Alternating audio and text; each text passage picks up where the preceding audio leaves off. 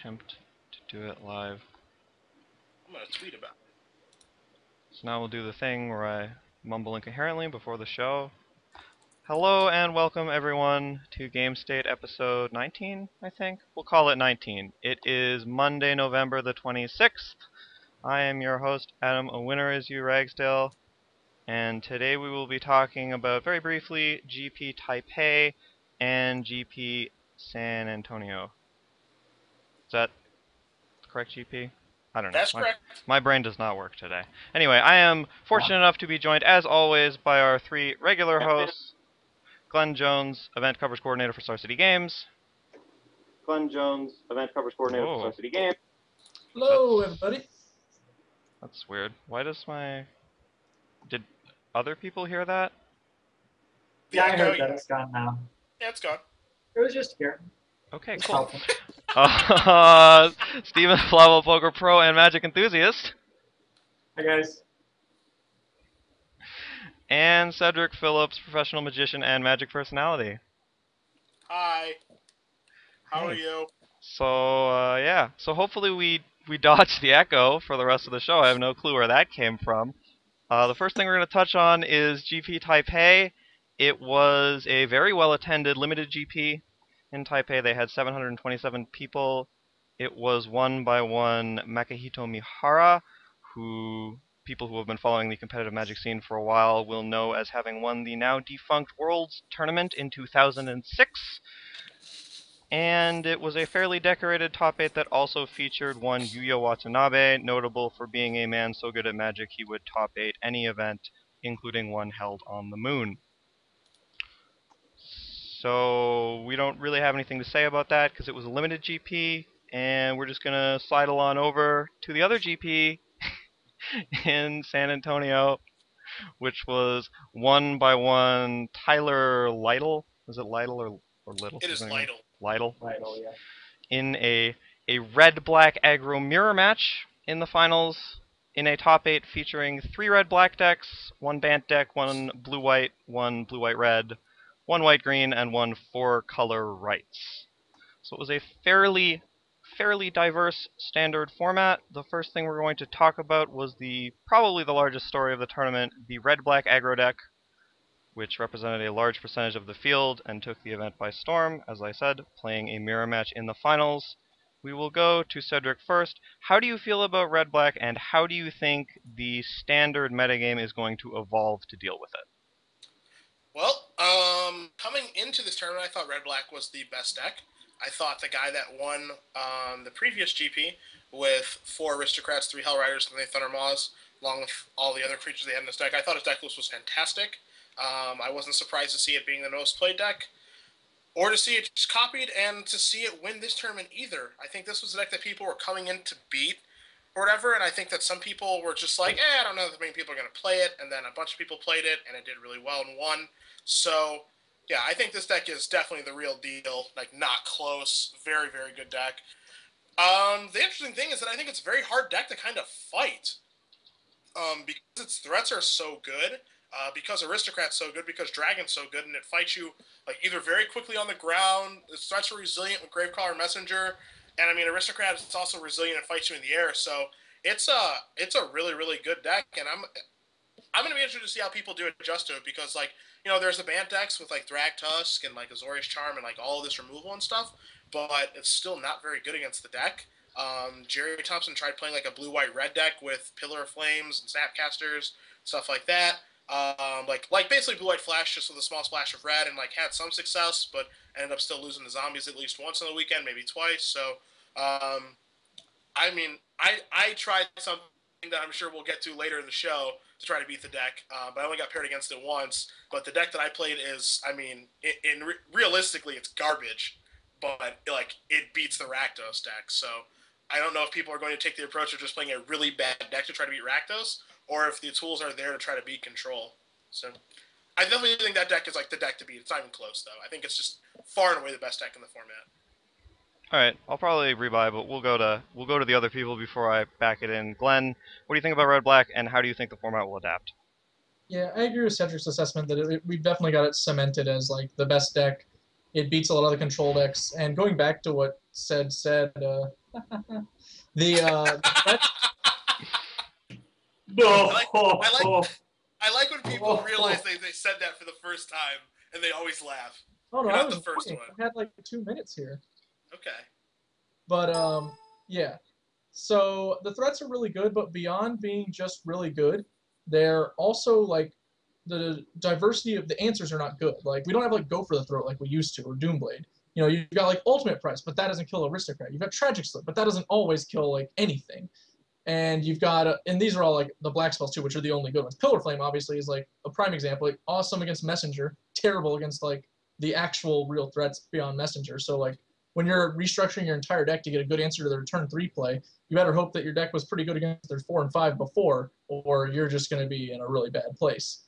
And I think that's like the spells that we have. Like we just don't have great removal spells in this format right now, and there's not even that much incentive to play them because of Thragtusk being there in the wings. Like as soon as it becomes like good enough to play attrition removal spells, Thragtusk just swoops in and says, "Nope, you were wrong. That wasn't the right thing to do today." And you're like, "Ah, well, all right, you got me, you stupid 5/3 jackass." So, like, Damn got, your tusks. yeah, you've got these creatures that are really tough, kill you really fast, and you can't kill them all with the same spells.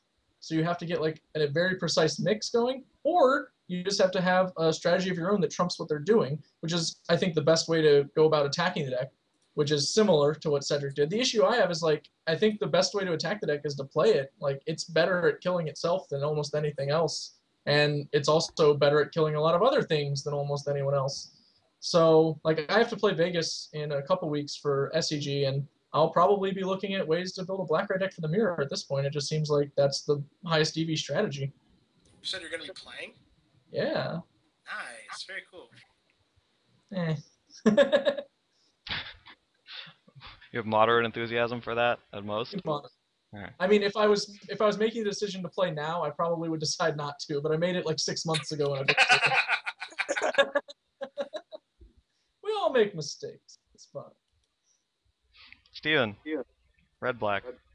Yeah, I agree with what both of you said. I think the way you have to play against this deck is race it for the most part. And I think that once decks which try to race the red-black deck that we have right now start to spring up, you're going to see lower aggro decks which start being susceptible to the control decks and the mid-range decks a lot more.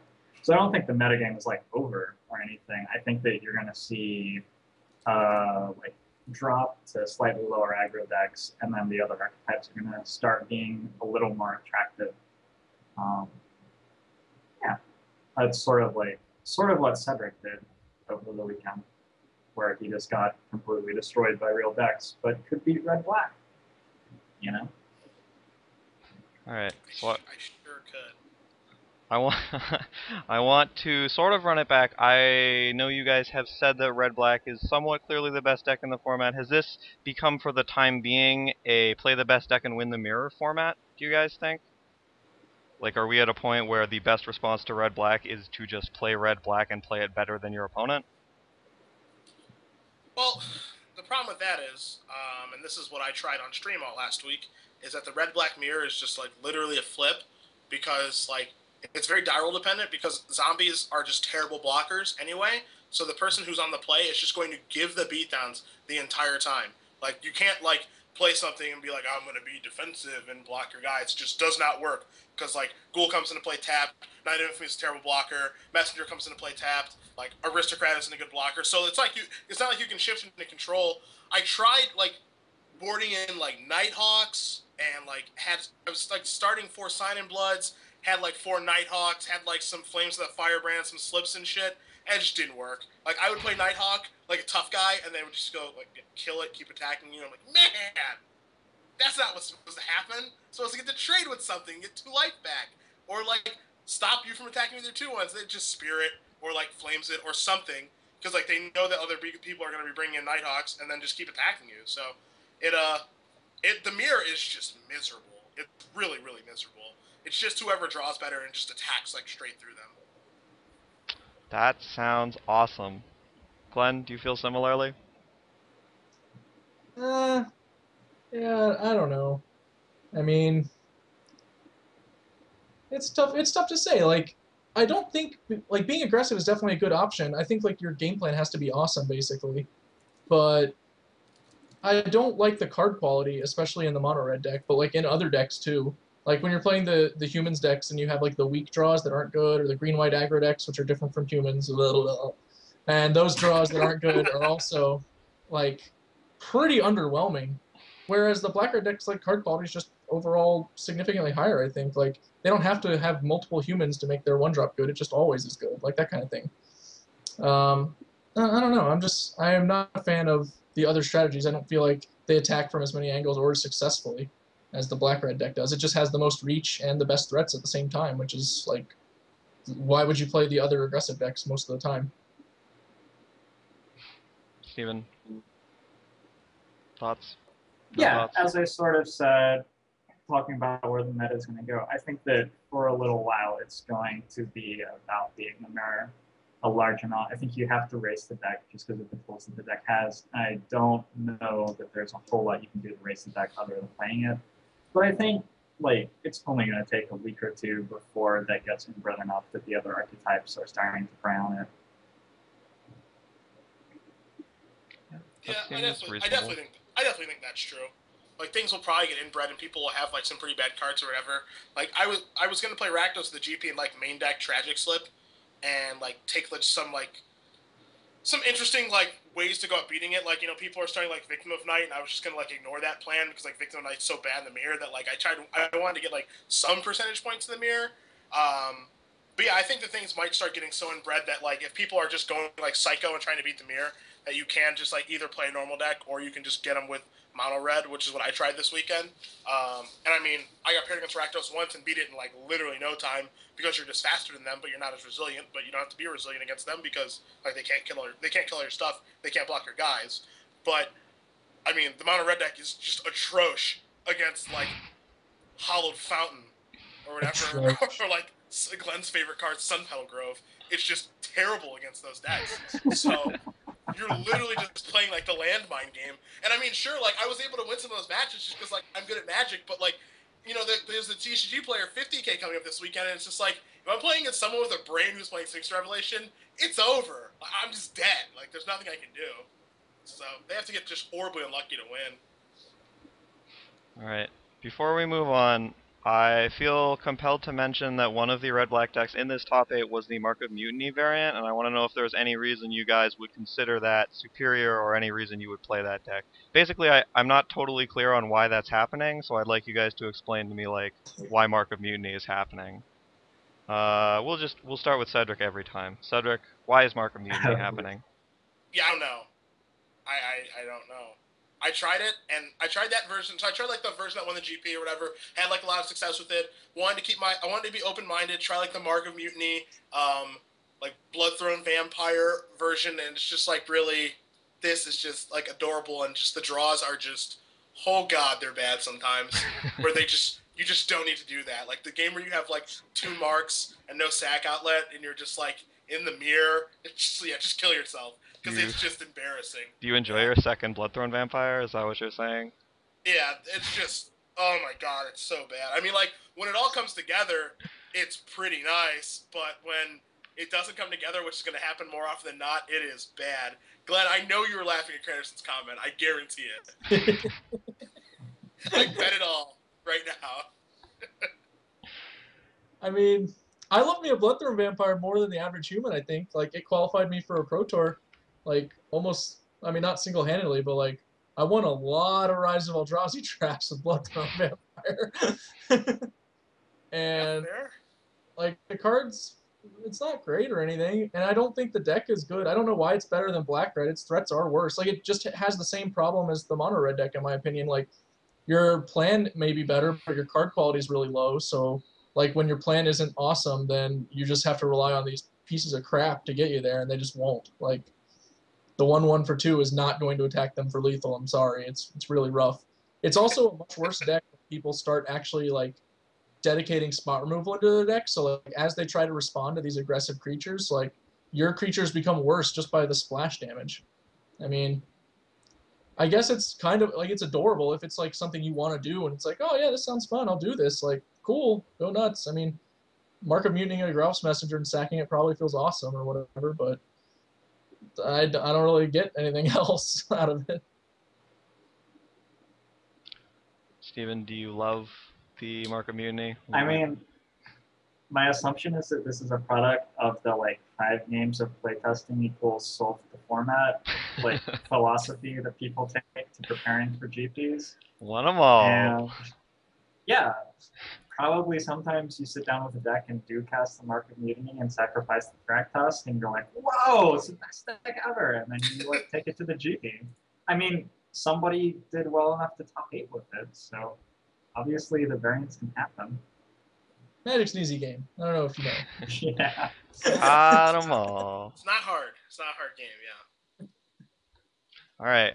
Well, the next thing I want to talk about when we move on from Red Black was the Conley Woods deck that Conley Woods was piloting to the top 8 of this GP, which was essentially a rock deck, or perhaps a Jund deck for those of you who came along to Magic slightly later, but a rights deck that did not play quite as all-in on the rights as many of the rights decks in the past.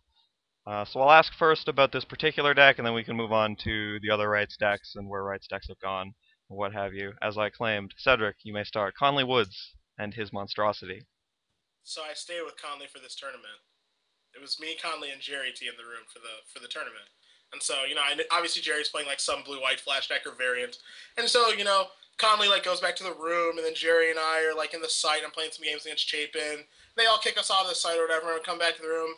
And Jerry just walks in, and I already know what Conley's playing. And Jerry's like, "Conley, man, what are you playing?" And he's like, 4-color stuff and stuff. Jerry's just like, so like, like 4-color, like what are you splashing in addition to like Thanks to Revelation? And he's like, "What are you talking about?" Won't need. Jerry's like, "Wait, what are you talking about?"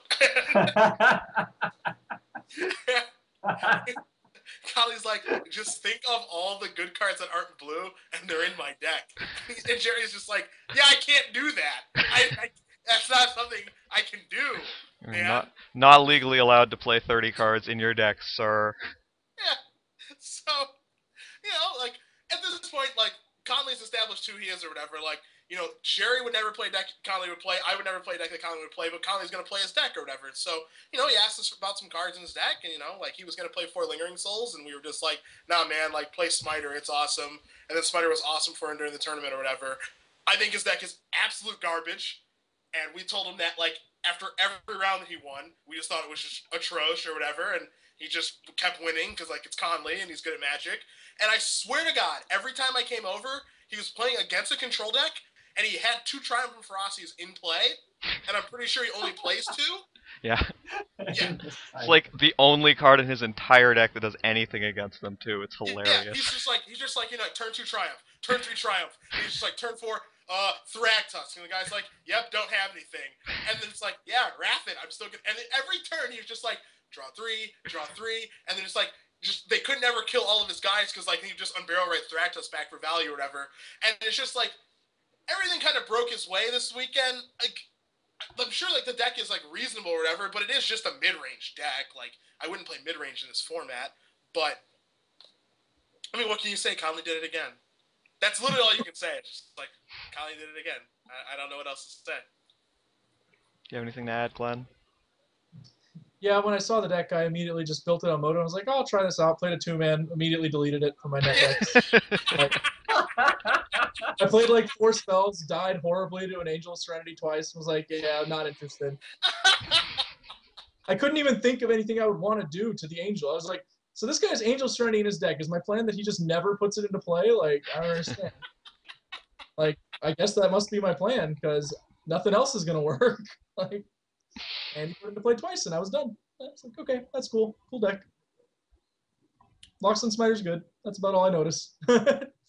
This deck did convince me to actually like finally pick up the remaining Loxodon Smiters I needed for my playset. So I guess I have to thank him for that much.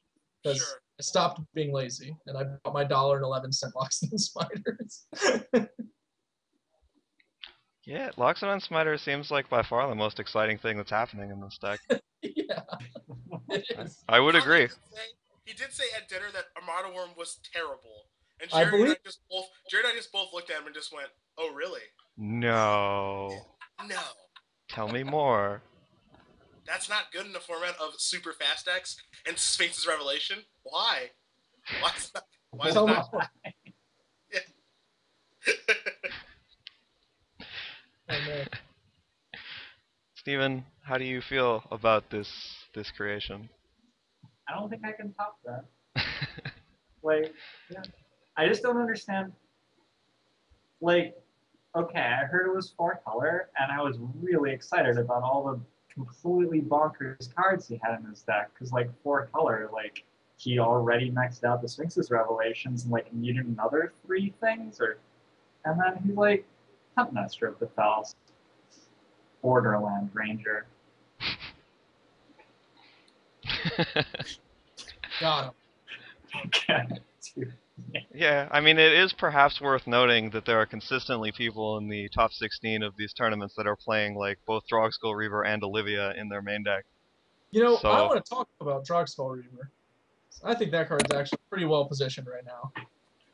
Andros is coming for you. He can't let you do that, Star Fox. Or I think that was Star Wolf, but, I mean...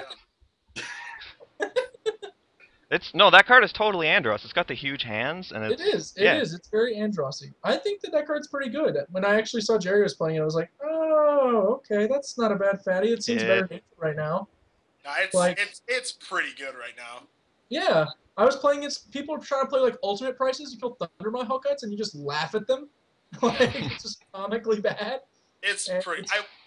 I was watching Jerry in his last match on day 1 playing against like a green-white deck, like kind of mid-range or whatever, and he just like traded a bunch, and the guy had like, you know, like Restoration Angel and like some other crap in play, and Jerry's just like, Reaver, go, and the guy's like, holy shit. Yep. I am Side of Selesnya, and it's just a pretty sweet fatty, I think, right now, actually.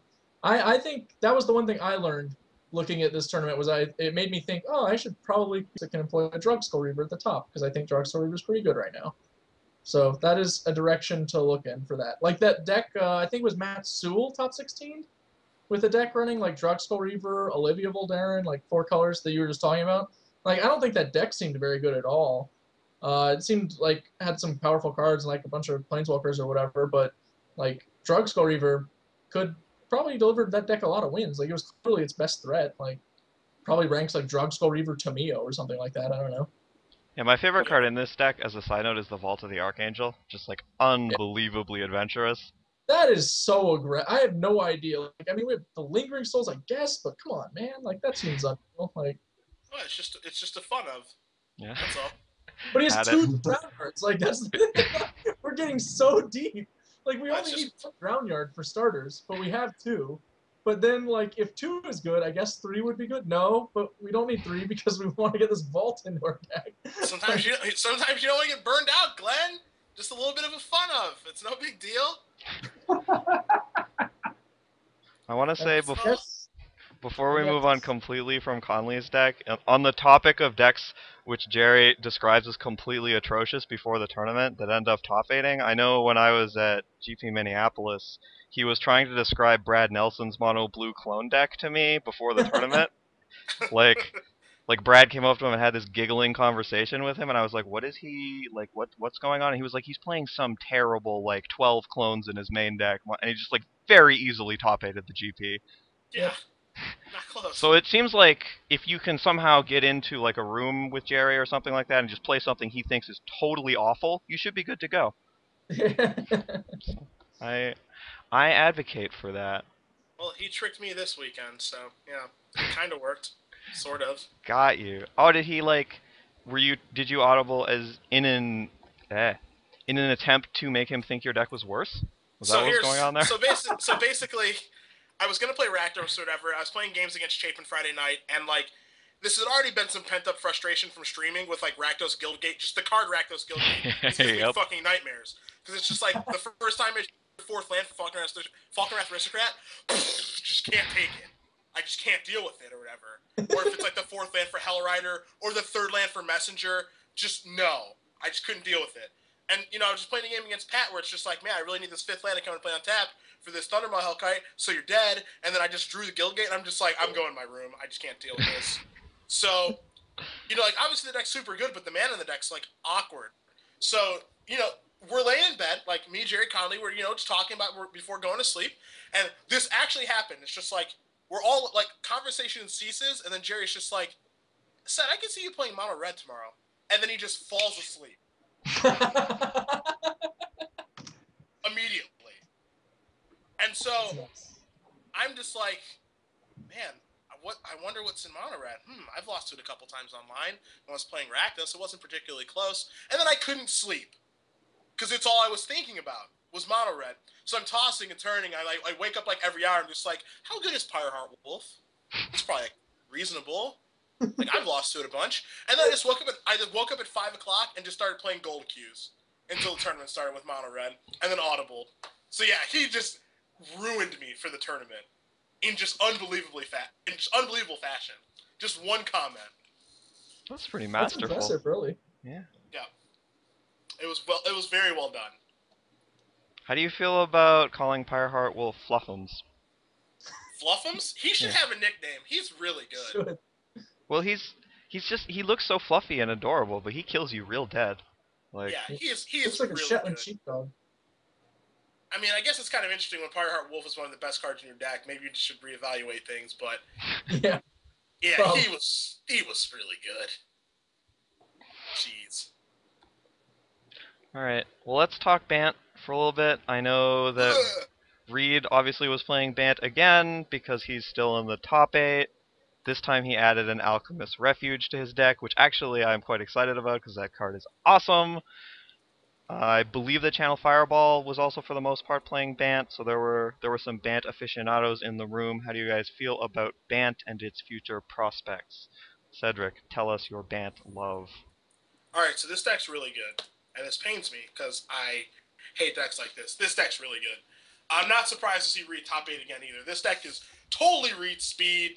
This is what Reed loves to do when he's playing Magic. And Adam, you will like this. During the tournament, I walked over to watch him play 3 times on day 1, and all 3 times that I walked over, he was activating the Frown Yard. So I deemed him king of the Frown Yard for the weekend.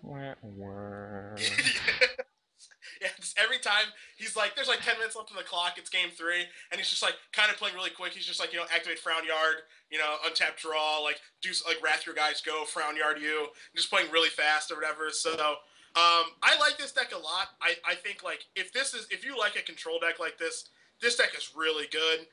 There's some wiggle room with the slots. The way that it wins is pretty adorable. Like between like elixiring them or just taking them to the Frown Yard is pretty nice. And I think like overall, the fact that a deck like this can exist in Type 2 and actually be competitive and be good means that the format's really good. All right. How do you feel about Bant, Glenn? I like Bant. It's my favorite of the control decks, like legitimate control decks. I don't even know how many other ones there are that people consider like actual decks in the format, but I think it's pretty cool. I think if you really wanted to kill it, it would be very easy to do so, but the format's got, a lot of decks in it, and you can't really attack a deck like this as directly as you might have been able to in formats past.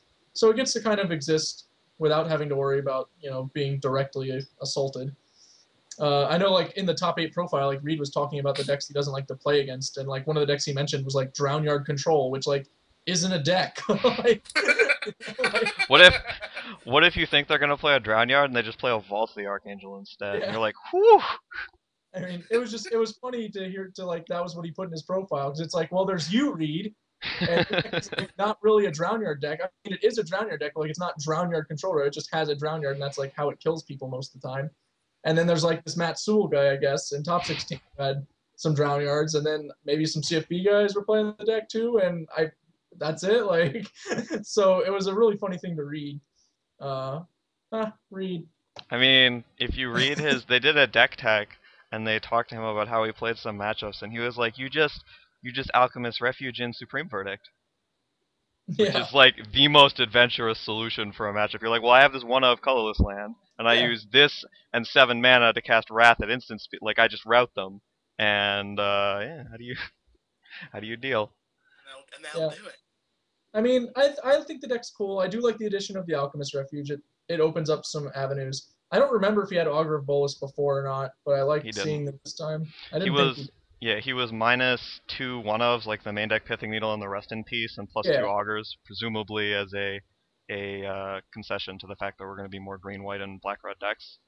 yeah, I like the augurs, so that sounds cool. And it is a deck on the short list, I guess, for considering playing in this format. The short list being, like for me at least, black red Bant and like some form of flash, depending on what you're trying to actually kill in the format. But Steven, Bant? Yeah, I think this flavor of deck is strong, obviously. It's a strong archetype. I think it's definitely on its way out right now. And if you were watching the top 8 and saw Reed just get absolutely destroyed in the semifinals by like a red-black player who just played threats on turn 1, 2, and 3, you like probably understand why. I don't know. This is like, it's the natural evolution of the mid-range decks, which we saw at the start of the format, and it just kept getting higher and higher and higher, and I think it's just too high to deal with what people are throwing at the format at the moment. So, yeah, I don't like the deck, and I don't think it will do well next week, or the week after. What if it's played by Reed Duke? I mean, Well, Reed Duke was like, he played the Elixir of Immortality on turn 2 or 3 or something, and then he cast Wrath of God in turn 4 and cast Wrath of God in turn 5 and died. And like, I think I could have done that, honestly. Alright, that's fair. I'm willing to buy it. So let us now turn the discussion from the Bant control deck to the blue-white flash deck, and possibly the blue-white X flash deck, depending on your point of view. A deck which is probably on its way out now, versus where it was 2 weeks ago, say. But, Cedric, I know you love a good blue-white Drago deck, so why don't you tell us which color variant you think is best, and where you think it's going to go? So the way that Jerry basically described this to me, it's kind of like Callblade was a little while ago, where like Jerry was like add red, add black, like it depends on the week or whatever. Jerry had a list that was like Esper, which is splashing black for like ultimate price and some other stuff. Like I think he had like a couple lingering souls or whatever that Jody Keith lost playing for top 8 with, and then Jerry played blue white splashing red himself for like pillars and static casters, and he ended up getting a 10th. I think those decks are still fine. I don't think they're great or anything. I still think they're just like fine decks that kind of capitalize on opponents being kind of doofuses or whatever and just running all the tricks or playing around the tricks too much. And I mean, they do have a lot of stuff available to them, so it kind of makes some sense why that would happen. It's kind of hard to say. Like, I know that Jerry paired up against Reed, and like we were walking to our seats or whatever, and Jerry's like, I gotta play against Reed. I'm dead. And I'm just like, oh. Okay, Yep. And then, yeah, he died real bad. Yeah, you can read the text coverage of that match. It's like, there's no doubt that he's dead from turn 1 of game 1. Yeah, Like, it's Reed just over. crushed him.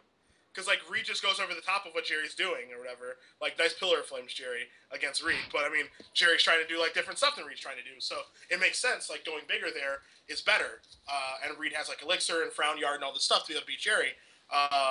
So, like, again, it's super metagame depending on what's going to happen and how things are going to shift, because, like, I think Reed's deck is, like, pretty bad against black-red zombies. I think Jerry's deck is actually pretty well equipped to black-red zombies. Not great, probably needs, like, a couple of changes. But, like, he's taking a step in the right direction to be able to beat that deck. But, again, like, if he takes those steps in that right direction, if he gets paired against Reed's deck, he's just dead. So, it's just, what are people going to play? And you have to guess right. On what the metagame is going to be, and that's obviously tough to do. All right, Glenn, do you have Flash-related thoughts and/or anecdotes? yeah, the Jerry's deck is what I've been playing online for the past couple days when I decided I wanted to play Standard, and I don't think I've lost a match in the 2-man queues with it. I 0-2 to Daily today when I just like didn't play Magic twice pretty much, but the deck seems pretty good to me. I like its position. It has a lot of play. I agree that it is like crushed by Reed's deck, and Cedric's 100% right that you just have to like go into a tournament like assuming you can dodge decks like this, because if you can't, you're gonna be dead. So maybe that makes this like a fine week to be splashing in red for your flash deck and hoping to not have to play against Reed. or read like opponents, perhaps. So yeah, I don't know. It seems good. It's a deck in the format that I like. I think there are other directions. Like black is probably equally easy to splash into the deck, I imagine.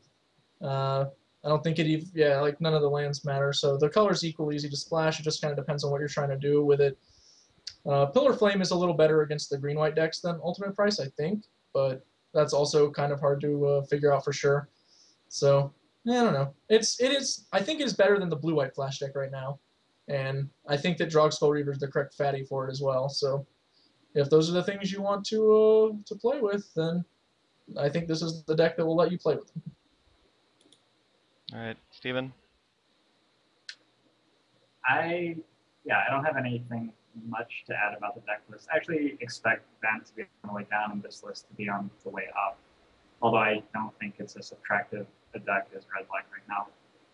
I really like Drog Skull Reaver, like Glenn's been saying. And it's so cute when you have these formats which are largely creature-based threats, and the removal is just situational enough that you can have a threat which actually dodges every single removal card somehow. It's just it's such a beautiful thing to watch. Yeah. Card's really well positioned right now. It's actually frightening. If you can get there in time, it's great. Like I said, it beats aggro and control. Alright, so the last thing I'm going to ask you guys about Standard, or hopefully the last thing, is I'm going to ask you about the oddball decks, the other things, which include decks that Cedric plays. So, decks which are trying to show you what's behind door number 1, decks which only have mountains in them, or maybe Hellion Crucibles. What other, sort of weird things are there? There's, some lingering souls decks occasionally pop up, there's sort of a junky type of thing that will occasionally top 16. Anyway, non-major archetypes in Standard, and whether you expect big things. Cedric, are you expecting a lot of people to follow in your mono-red footsteps? Boy. That's hard to say. Mono-red is really good against black-red. Insanely good against black-red, and it's really good against green-white, and the battle against blue, white, red and band control, those are pretty uphill climbs. Again, I was able to beat some lesser players who kept bad hands with their band control deck, and I mean it took some peels on my part too. So it's definitely not great. But if the format gets super saturated with zombies, then I think that mono red is literally the exact place that you want to be, because you absolutely crush Rakdos. But it's just a metagame deck. I think that green-white is okay. I don't think that it's better than zombies. I mean, the card quality is pretty high or whatever, but I still think that if you want to be attacking for big chunks of damage, I think zombies is a better job of it. And then there's the blue-white-red mid-range deck that Harry Corvisi played, which is fine but nothing exciting. And then there was that deck that Matt Sewell played, which was a Grixis deck, which is again, it might be okay. It doesn't really seem all that exciting to me, but it does have a lot of good cards. It's basically zombies is just a litmus test now. Can you beat this deck? I don't care how cute your deck is. Can you beat this deck? And if you can't, then your deck doesn't matter. So I think that's what's going to be happening moving forward for the next week or two. All right, Glenn, do you have any non-radar contenders? No, I have nothing interesting. I think Tower End is still good, but it doesn't seem to be any better than what the other decks are doing. And the real problem is that against black-red, you cannot be a Tower End deck. You just have to be some other deck that happens to still have Tower Ends in it until you get to the sideboard where you can restructure yourself. And it's really just a symptom of having to fight so many different threats with so many specific cards. If you just had Go for the Throat or something in the format, I think there'd be some very different decks emerging, specifically some very different control or pseudo control decks. But we don't. Instead, we've got to play a bunch of awkward cards or just go adopt a completely different linear plan. So I think that what you should be doing is playing one of those decks, specifically something that's really dedicated to what it does, either Bant going over the top or an aggressive deck like black-red that just gets them dead. Maybe you can do something with green-white to make that matchup better. I don't know. I don't know why people are playing the deck in the first place, so it's not really my milieu, as it were. So I would be heading in those directions. Basically, I don't think there's a lot on the fringe right now, even though there are some weird decks that are popping up in the Grand Prix top 16s. Steven, do you have any trends to spot? Yeah, I was actually thinking about this quite a bit today. I think that where the format goes from here is the control decks get a little bit lower to the point that the haste flying threats that Rakdos is turning out aren't quite as influential. And I think in that situation, green-white aggro is going to get a little bit more attractive. Maybe not stronger than black-red, but I think it will be a very real second aggro deck in the format because it sort of does things a little bit differently rather than trying to curve out and then hit you with giant flying threats. It's trying to create this like huge amount of damage out of its cards, which can realistically get over the mid-range decks, I think. So once you have like two very viable aggro decks which attack you from different angles and are like extremely strong and linear, I don't know what the rest of the format does. It seems like it's going to be very, very difficult for the format to get past that hurdle, which I think will happen in like 1 or 2 weeks. And yeah, I definitely don't think ban control is going to survive. Maybe some of the flash variants will be able to like get in there enough, but the removal is so situational and it has to be so targeted against the exact aggro deck you want to kill that if there are 2 of them, like what do you do? Which seems miserable. Yeah, it's very hard. Yeah. All right. I know that you had a greater point about the overall dichotomy between aggro decks and control decks, Steven. So I don't know how exactly you want me to come at that, but why don't you just drop the wisdom on throw us? out what I was thinking? Yeah. Okay, so I was watching the semifinals, top 8, and both of them were Rakdos against some control deck, and both of them involved the control deck not doing a single thing and dying very, very quickly. It was ugly. It was like very ugly. And I happened to have the chat open as I was doing this, which is probably a mistake. Sure. Yeah, that seems like a misplay. And I was reminded, because people in chat were saying it, of the like time-honored tradition of people thinking that aggro requires no skill. You just like turn the creature sideways and just kill them. And these like idiots were beating the good players with their control decks because they could just turn their creatures sideways. And so I don't know, I talk a lot about blue decks on this show and stuff like that, but I actually played aggro a ton coming up in Magic and wrote some articles about how aggressive decks actually have far more decisions than control decks, I think. And yeah, just wanted to comment on that. So I guess like the simplest way to get across what I think about the aggro versus control like play skill sort of idea is with an aggressive deck, the game is usually over on turn 4 or 5 if you win. Like essentially, you've made your decisions and the game may not actually be over, but it's like effectively over. You're at a point where you have to top deck the right card to win or you haven't won. And with a control deck, often you don't actually make a decision until turn 4.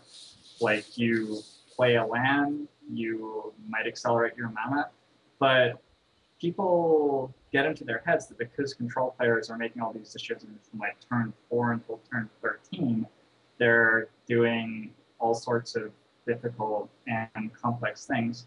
When in actuality, I think that Magic is much more compelling to watch and play and much more difficult to play when you have to make all these decisions from turn 1 to 5, which I think is more true of the aggro decks in this format. Yeah. Sure. That was like my general spiel. I mean, I always think that that's just like a kind of it's a ridiculous argument to have in the first place because like generally I think you need to evaluate like the skill intensity, the skill, and the way the decisions like most accurately reflect how skill intensive they are. I think it just comes down to like how much they influence your ability to win the game. Like that's like the most important decisions influence your ability to win the game the most, right? And so if you have to make a bunch of them, then that deck's just going to be harder because every decision is going to be like high impact. If you get one wrong, you'll probably lose. So if you have less decisions and like you only need to get one or two of them right, then you could say that deck is like less skill intensive. So even within aggro decks, like that's a pretty wide range. Like there could be aggro decks that have like a lot of high impact decisions, and there could be aggro decks that have a lot of low impact decisions. But like that's not the fact that they're aggro doesn't have anything to do with how skill intensive they actually are. Like that's just the kind of deck they are. So it's not really a fair thing to like split them in that way. And control decks are the same way too. Like there are control decks that are like relatively simple to play. Like remember like blue-red wildfire, like the tap out control deck. That deck was mind-numbingly easy to play. Like you were like turn 2 is it signet, turn 3 like some other signet, remand your spell, turn 4 wildfire you. Hope I can draw how to play a Keyguard or something. Now you're dead. We like that deck was so easy. And like there were certainly hard games with it, and it was a fine deck to play in the format, but like skill-intensive control deck, it was not.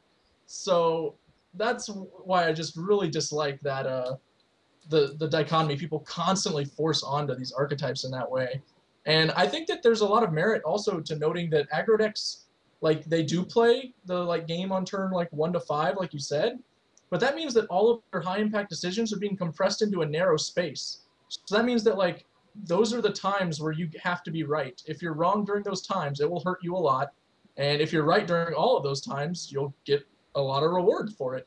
So like that's actually pretty demanding. Like a control player has a lot of time to, take account for his mistakes. Like if he messes something up on turn 7, maybe he can do something that will fix it on turn 9 or 10. Like these are realistic options for him. But like if you're an aggro deck and you mess up on turn 2, like hope you can fix it by turn 5 because otherwise you're probably not gonna have a chance. Like these are pretty important things. So I've never thought that like aggro was especially easier to play, at least as far as like being good at Magic. Like it was easier to play in other regards. Like I don't get as tired during tournaments because I'm not sitting there thinking as long. Like that's legit. I get to have more bathroom breaks and go on for food breaks. Those are both legitimate like pluses to playing aggressive decks. But I don't think I would want to classify them as less skill intensive, generally speaking. Said? Yeah, I mean, I just can't. Obviously, I prefer aggressive decks to control decks, but Glenn, like you brought up like the blue red is it like signet deck with wildfires and stuff like that. I mean, the same can be said about like solar flare back from like 4 years ago, which was Yeah, just like same tap. deck. Yeah, it's like same principle. It's just a tap out control deck. So, like you just play your just ridiculous spell every single turn until they die. It's just what you did. And if you got something wrong, it was like persecuting the wrong color, in which case you deserve to lose anyway. So, yeah, I think that like aggro decks are like they're more difficult to play than people give it credit for. I'm sure. And Steven, I actually like read the same thing, and actually, I saw like a Twitter conversation where some guy was just like, "This is so stupid. This zombie guy just kills this beautiful control deck on turn 4 with this mindless aggro card. It's dumb format." And it's just like, what are you talking about? Like, that's just not true. But yeah, I think like the overall point is like I think that aggro is a lot more difficult to play than like people give it credit for, even though it can kill you really quickly. Again, as you both said, your decisions are crammed into a like very early window instead of a late window, which is a big difference. Like if you guys watch Josh Utter Layton play Green White this weekend, it was great to watch the way that he paced the games. It was just beautifully done every single time. So I'm not surprised to see him do well at all with that deck, or just to see him like pace the games in such a way that was just gorgeous. They're just it's different formats make different decks harder to play. Pretty much is what I've noticed. Like like Delver was a deck that was kind of aggro, kind of control, could play both routes, and you had to be a master to play the deck well. So it's just every deck is just different. I think people who think like a deck is mindless and easy to play, even a deck like Mono Red is just wrong about those sort of things. I think the biggest thing I would say, and this goes back a lot to what you were saying about Twitch chat and sort of stream monsters and what have you, is just because you don't see a decision, like you personally as the person watching, doesn't mean there isn't a decision there. Like it just means Yeah. that you don't see the decision. So, I mean, if you would like to get on your high and mighty horse and inform people that they are bad players for killing their opponents, then like that's cool, but doesn't necessarily mean you have objectively proven that they aren't making decisions. Yeah. Do you remember You remember when I drafted the cube deck? It was like terrible, terrible reanimator, and I mulled to 6, kept like reanimation spell and a threat, and then just like passed for 3 turns so I could discard it. No, where is this anecdote going? That can't. That like what? It's just like from the moment that you put your first land down on the table, you have made a decision, and that could easily win or lose you the game. Is where I was going with that, and that's very, very true of aggro decks, especially when they have guild gates. Like, so Definitely. if Like, you when you see aggro- someone, yeah, if you see someone do something in a game of Magic while you're watching, they just made a decision. Like, it's just that simple. Yeah, I mean, like, to your amateur viewer or whatever, just like to your, like, less informed viewer, you know, they see, like, Black Red Zombies just go, like, 1-drop, 2-drop Messenger, and the other guy's just like, yep, fucking dead, can't do anything. And it's just like, what a stupid deck. Who can ever beat this deck or whatever? But, like, that's part of what you sign up for when you end up playing zombies or whatever. And then the games where you're just, like, don't have 1-drop, 2-drop, or they just, like, pillar your guy, and then, like, you play Messenger, and they Snapcaster pillar your Messenger, and it's just like, yeah, nice deck. Like, I just killed you on turn 3 with a pillar and a Snapcaster mage. This is actually like a big thing that came up when I was testing for WoW Worlds, which is like obviously a very unrelated game, but like there was one deck that just seemed like head and shoulders better than everything, and people were trying to figure out how to beat it. And they're complaining when it like just, nut draws them with whatever because it was a very aggressive deck. And I'm just like, you're giving up those wins. Like, you could get them. You could get just as many free wins as that guy is by just playing his deck, but instead you're trying to do all of these other things. So you have made the decision to not get those wins. So you can't complain about not getting them now. Like, you can't complain about them happening to you. So, like, that is a skill-intensive thing. Like, deck selection is skill-intensive. When you pick a deck that gets to go, 1-drop, 2-drop Messenger, like, good job. Like, that deck's good. Good choice. When you pick it a weekend where it's bad, which obviously hasn't happened yet, but I'm sure it will eventually, then, like, that was a bad decision. You shouldn't have done it. So, I mean, even when you say, like, that these decks are, like, easy to play, like, it's not necessarily... Like, even those draws where you get the free wins, like, obviously there are other hands where you don't get free wins, and you actually have to think about your spells. Like, if you drop or a guild gate on turn 2, and that could impact the entire game, like, massive ways. Like, yeah, I mean, those decisions suck, but, like, you have to make them right in order to win, right? Like, that's just the position you're in. So, I mean, people write off the deck when they see very basic lines happening, but, like, there's always something else. There was always a decision. Like, nobody plays Magic without making decisions. It's impossible. I mean, even if you look at things like in its simplest form too, it's just like, why does Paul Reitzel always win when he's playing like a white aggro deck? Is he just the luckiest guy in the world with like just curving out every game? Because like, if people at home actually think that's true, whatever, that's just like psychotic thinking to me. It's just like he always just wins with a super linear aggressive deck, affinity, like white, red, and block. Like, just mono white or whatever. Just like he's always just playing some psychotic aggressive deck that just has like no reach or just very little reach, and it's just like, well, he just always goes 1-drop, 2-drop, 3-drop. The opponent just never has anything. Like, if people at home actually think that's the truth, like, whoo boy, I can't believe people think that way. But it's real hard to mulligan too when you have a strategy like that. Yeah, mulliganing, because like you don't ever want to mulligan with those decks ever. Yeah, but like. Also, you can look at a hand and just know that it's not getting you there, and you have to mulligan. Yeah, but I mean, that's a skill in and of itself. Yeah, absolutely. When you play from turns 1 to 4, you only get like 10 cards, and you see 7 of them, and you're opening 7. Whereas when you play control deck, just aiming for turns 5 to 10, you're expecting to get far more cards to add to your ability to win the game, which means that your mulligan decision is less influential because you're seeing fewer of the cards you play with. Can we talk about that? That was like my least favorite thing about the extended Psychotog mirror like 5 years ago. Because it felt like you won or lost the game based on how many lands were in the top 15 cards of your library. You would just like keep this hand, you'd be like, I hope I hit land number 7, because if I don't, I am dead, and like... Yep. I mean, it was that way at Nationals a couple years ago where D&D won with 5. It's like first Mr. Land drop in the 5-color mirror just died, whatever. Yep. I remember that very well. Fun times. I don't know.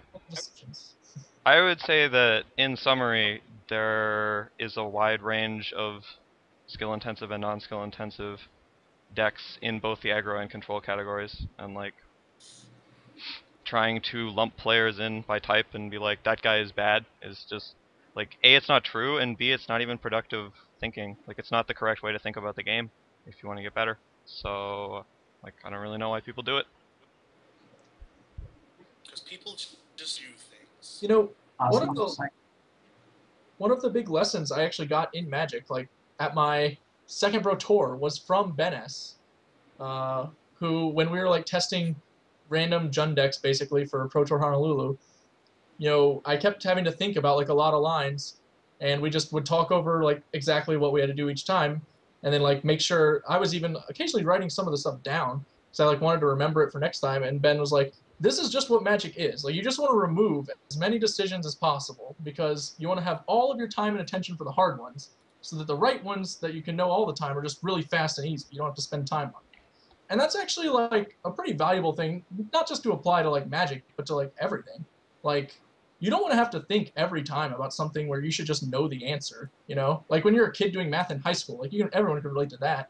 Like you don't want to have to go back, look up like whatever law or theorem you're supposed to apply to this problem and like figure out exactly how this particular skill problem set works every single time. That's ludicrous. You just want to learn it once and then do all the problems, or have that other kid in the back of the class who already knows this shit do it for you, and then turn in your homework. Like you have a system. It's done. Like, and that's how you should be considering a lot of your games of Magic too. So when you have a deck that's like legitimately less skill intensive, like say one of these tap out control decks we're talking about, like that's even a plus to like not have that many decisions, because then when you do have a decision, you're not worn out, like you're at full capacity, you can actually figure it out, and it's hard.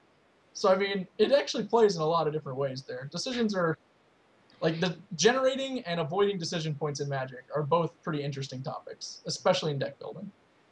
Do you think that you get more points for winning the match if your deck is more skill intensive? Like you get 4 points for winning if I you're think playing it's like only instants? 3 points for free. The scary thing is, like, I actually think that some people, like, kind of believe that. It's just like, look how smart I am. But it's just like, I just play, like, the most linear decks, and I'm just like, I'm not smart or whatever. It's just like, I don't get extra points for beating you with Sphinx's Revelation into, like activating Drown Yard to kill you. It just doesn't work that way. Alright. Tough but fair. Also, I accuse you, Glenn. You are the source of the echo. I blame You Glenn. accuse? Yeah, Yeah, well, probably.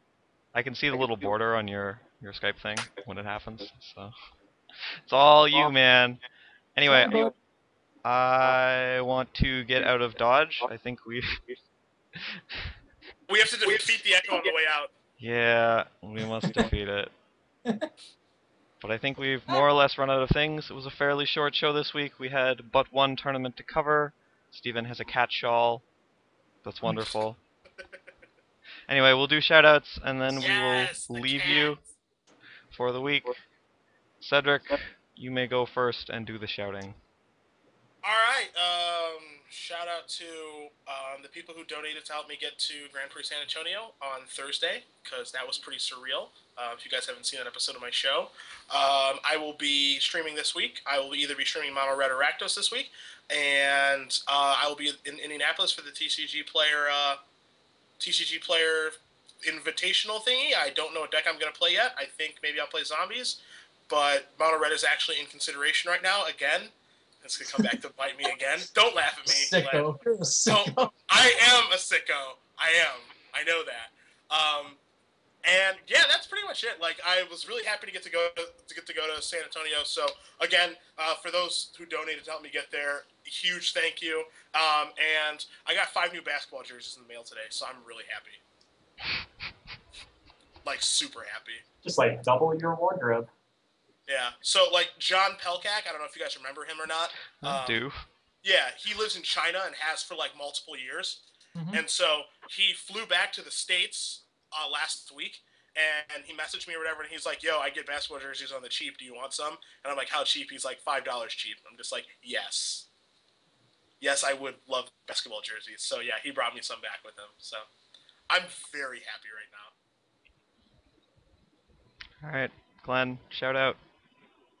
Yeah, I'm just pretty much working except for Vegas, and then I get to go on vacation, which is nice. But I'll be at Baltimore this weekend for the Open Series, and then I'll be flying out to Vegas to play before going to the Invitational. I'll be spending most of my nights praying that Cedric plays Monterey again, so that I can make fun of him again. Because otherwise, I have to find something new, and that's going to be taxing. Cedric's deck choices are an endless source of amusement to all good people in the world. They are off the Oh. cuff. I'll be trying to figure out something to play, but probably just playing something random. And I have no plans for Legacy, so if I find something really hilarious, I'll play that. Otherwise, I probably have to play Blue Green Enchantress because I know how to play it, which is a rare perk for me in the Legacy format. Steven. Yeah. Thanks for watching, guys. I hope that all of you who are celebrating Thanksgiving enjoyed your Thanksgivings and didn't go into cardiac arrest. I had a good one. And I'll look forward to seeing you guys next week, minus the facial hair. No, Will be keep December. it. It will be December. Keep it. The end, no shave November. Dude, it looks good Yeah. on you. You think so? I think Yeah. I look sort of rough and handsome. Got kind of a pirate thing going. You have like a hat next to Should you. I only wear the headphones in one ear? Maybe it's like less Just pirate, just like, I don't know, Renaissance era. Will you come with accessories once you shave? Like, will you come with a beret to our show? I don't know. Bring I a can hat. do that. I can see it. I could wear a tie. We could do anything, Adam. Could we even do a boat? Like, If you ask Don't nice. own a boat yet. Adam, should I go okay. to Toronto for the GP or Vegas for the SCG? I'm planning to go to Toronto, and I'll leave the rest up to you. I don't know. I mean, Toronto's pretty nice. It's going to be fairly cold there Okay. at the time, but the event will probably be pretty nice. I hear there's supposed to be like a big after party afterwards, set up by like the mana deprived thing, and everyone's going to go and possibly get really drunk. I don't know if that's your scene, but that's a thing that's going to happen apparently. I don't know. Seems like it'll be all right. It's pretty close. It's really expensive to go. And I mean, Vegas like has Pat Sullivan doing coverage. Glenn, you're actually going to be there playing, so like that's fun. I can make fun of you because you're so bad. And there's just a lot. There's just a lot. Toronto seems like it's a lot of fun though. I've heard a lot of good things about that city. So. I mean, I'm going to go to the event. I'm still undecided as to whether I'm even going to attempt to play in the event, but I will definitely be there. All right, well, have fun. Yeah. It's gonna be a coin flip. Anyway, I just wanted to say thanks for watching. Thank you to the fine human beings that tweeted things that they wanted us to talk about on the show. Feel free to do that in the future. I am a winner as you on Twitter. On Twitter. So if you want us to talk about something and it's vaguely related to competitive Magic this week, feel free to let me know. Other than that, thanks for watching, guys. See you later. All right.